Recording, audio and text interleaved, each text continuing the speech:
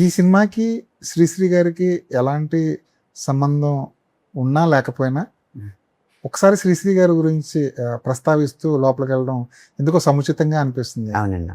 అంటే శ్రీశ్రీ గారు అనగానే విప్లవ సాహిత్యం, అభ్యుదయ సాహిత్యం ఇదే అనుకుంటారు కానీ ఆయన ప్రణయ గీతాలు కూడా చాలా బాగుంటాయి. నా హృదయంలో నిద్రించే చెలి, అలా మనసున మనసై, బ్రతుకున బ్రతుకై, అలా అలా ప్రతి కవిలోనూ జీవితంలో ఉన్న అన్ని కోణాలని వ్యక్తపరచాలన్న జిజ్ఞాస ఉంటుంది. అవును, అనుకోకుండా ఒక్కొక్క కవికి ఒక్కొక్క ముద్ర పడతా ఉంటుంది.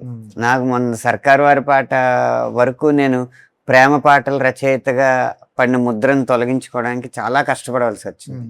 ఆ సర్కారు వారి పాట తర్వాత కమర్షియల్ పాటలు, తర్వాత మళ్ళీ మొన్న పెద్ది రాగానే ఇంకా మాస్ పాటలు, ఈ ముద్రల్ని ఒక్కోటి చెరుపుకుంటూ అన్ని ముద్రలు మళ్ళీ నా మీద వేసుకుంటూ చేయడానికి ప్రయత్నించాక, అలాగే సమాజంలో కూడా శ్రీశ్రీ గారు అంటే అభ్యుదయ కవిత్వం, విప్లవ సాహిత్యం వీటి మీదే ఉంటుంది కానీ ఆయన వలపు గీతాలు, ప్రణయ గీతాలు కూడా చాలా బాగుంటాయి. అవును అవును, ఆయన ఎంత తెగింపు అంటే ఆయనకి ఈ ఈ శతాబ్దం నాది అని గర్వంగా చెప్పుకోగలిగారు కదా.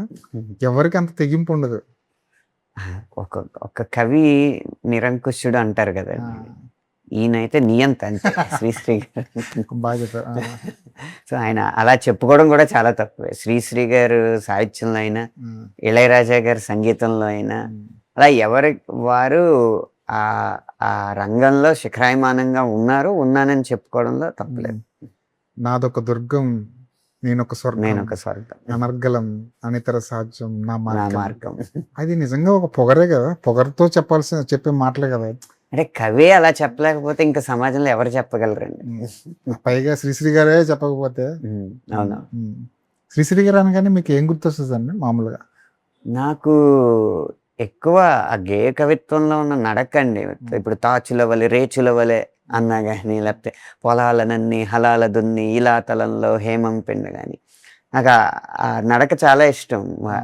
సహజంగానే సాహిత్యకారులందరూ వాళ్ళ యుక్త వయసులో ఉన్నప్పుడు శ్రీశ్రీ గారి సాహిత్యానికి బాగా ఆకర్షితులు అవుతా ఉంటారు. నేను కూడా కాలేజ్ మ్యాగజైన్కి ఏదో కవిత ఇవ్వాల్సి వస్తే వారి శైలినే అనుకరించి రాశాను అనమాట. అప్పట్లో ఈ మేధో వలస గురించి కాన్సెప్ట్,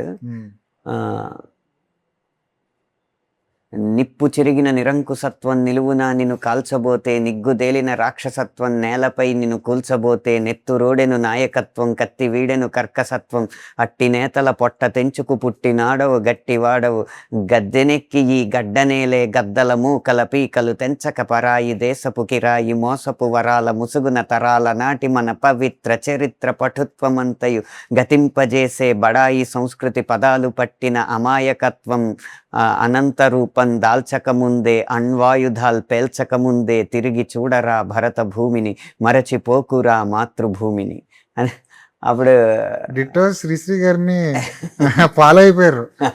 అప్పుడు అలా అనుకరించి రాశానమాట. అంటే ఆ వయసులో అందరికీ శ్రీశ్రీ గారిని అనుకరించాలని, అనుసరించాలని ఉంటుంది. అసలు శ్రీశ్రీ గారిని అనుకరించని కవి, రచయిత అంటే, నేను ఏదైనా చదవాలి సాహిత్యాన్ని మొదలు పెట్టాలి అంటే నాకు శ్రీశ్రీ గారి మహాప్రస్థానం కానివ్వండి, చలం గారి మైదానం కానివ్వండి, అమృతం కురిసిన రాత్రి, బాలగంగాధర ఇవన్నీ అసలు first class, second class, third class లాగా ఎంత ఇంపార్టెంటో విద్యాభ్యాసానికి ఇవి కూడా అంతే ఇంపార్టెంట్. తర్వాత సాహిత్యకారుడు ఎప్పుడు ఒక చోట ఆగిపోకూడదండి. అంటే ఈ ఆధునిక సాహిత్యానికి ఏవి పునాదులు అని వెతుక్కుంటే నాకు తెలిసినవి ఏంటంటే ఇతిహాసాలు. ఇతిహాసాల్లో ఉన్న ఒక్కొక్క లక్షణాన్ని ఒక్కొక్క కవి పునికి పుచ్చుకుంటాడు. అందుకు నిజంగా మనకి ఇప్పుడు చూడండి, మీరు వెంటనే వినగానే శ్రీశ్రీ గారి లాగానే ఉందని, అనంత శ్రీరామ్లా ఉందని అనలేదు కదా. అది ఎప్పుడు రాకూడదు ఒక సాహిత్యకారుడికి. కాబట్టి ఏం చేయాలంటే వాళ్ళ మూలాలు ఏంటో అక్కడ చదవడం మొదలు పెట్టాలి. అవి కావ్యాలు అంటే కావ్యాలకు కూడా మూలాలు ఏంటిది, అప్పుడు ఇతిహాసాలు ఉంటాయి. ఆ ఇతిహాసాలను చదువుకుంటే అందులో ఒక శాఖ మనం తీసుకుని ఆ శైలిని మనం అందిపుచ్చుకోవచ్చు అన్నమాట. అందులో శాఖోపశాఖలు ఇంకా అసలు కొన్ని వేల శాఖలు ఉంటాయి. వర్ణనలో అవ్వచ్చు, అలంకారాల్లో అవ్వచ్చు, ఏదైనా సరే వాటిని గనక మనం ఆధారంగా తీసుకుంటే ఒక ప్రత్యేకమైన కవిగా మనం నిలబడతాం. అవును.